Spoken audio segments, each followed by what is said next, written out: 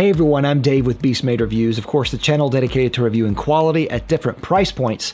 Now a while ago I made a video on this. This is my Yamaha Revstar, which I absolutely love, and I was also talking about the Yamaha Pacifica, which was one of my first guitars. And in that video I was just talking about why are Yamahas not talked about more often, because they're amazing guitars, especially for the money. But today I want to talk about something that I changed about the Revstar, and that is the electronics on the inside. Now I didn't change the pickups necessarily, though I'll be doing a video about that.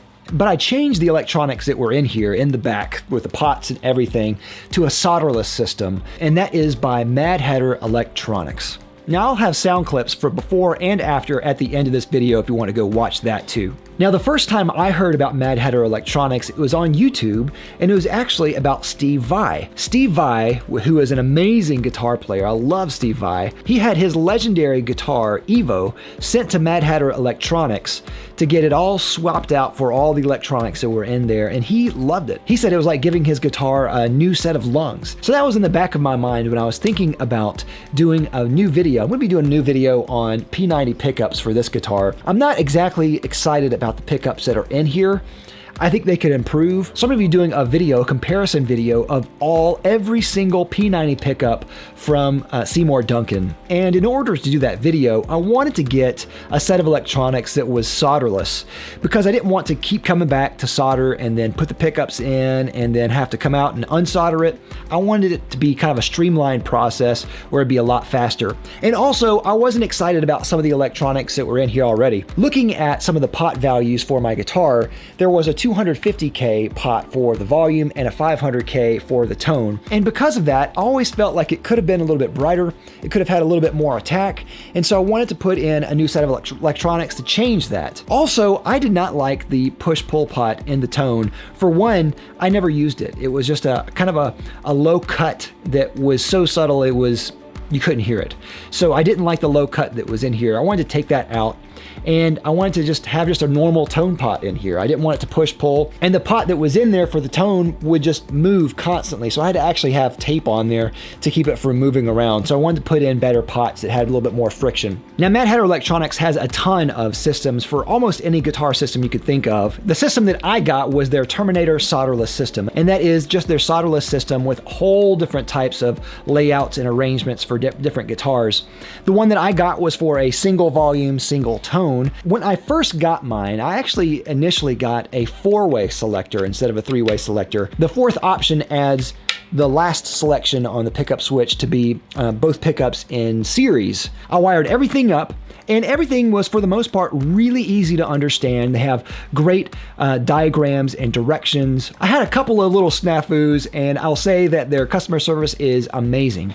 And Ed talked to me himself. He was very, very helpful for someone who knows almost nothing about electronics. Very, very helpful. When I had the 4-way selector, I was having some kind of electronics issues with the pickups not really working like they should have, and I didn't know what was going on.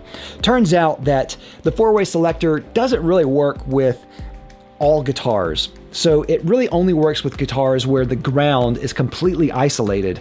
And in this case, the ground is not completely isolated because it doesn't need to be. So somewhere along the line, there was a ground going somewhere where it would not allow the 4th position to go in series. But Ed was very kind, and he swapped the 4-way switch out with a 3-way switch. I wired it up, and right away, it was just like it should be. Now, besides these components being all solderless, which I think is the main kind of appeal to this, he also has really high quality components too, where he has all the pot values at a specific tight tolerance. One kind of thing that a lot of guitar players may not understand is that the tolerances of pot values, which is either 250K or 500K or even 1 mega ohm, those tolerance for the actual values sometimes aren't exactly those values. Sometimes they drift either plus or minus. And because of that, that can actually dramatically change the sound of your instrument if those values are way off. And also, I think what is really interesting about his system is that you can wire it in a way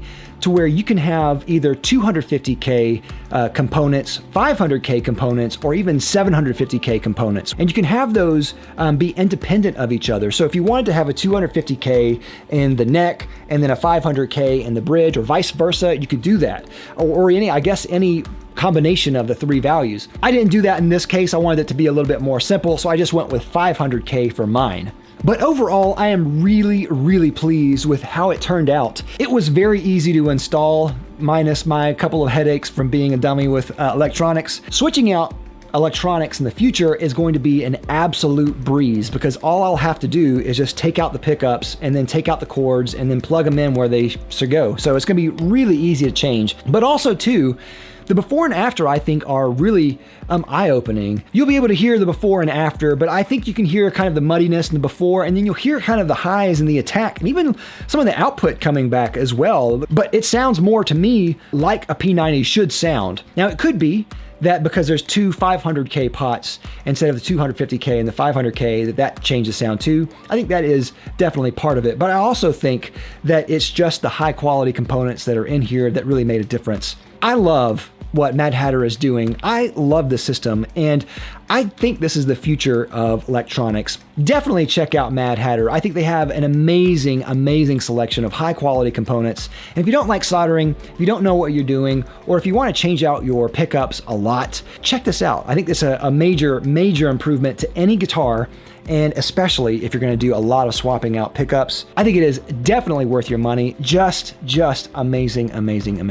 What do you think of Mad Hatter Electronics? I'd love to know your thoughts. Have you tried them? If you're in the market to change out your pickups, definitely check this out first. And with that, I'll leave you with some clips of some before footage and some after footage of the electronics. Thanks again for watching. I'm Dave with Beast Made Reviews. Bye.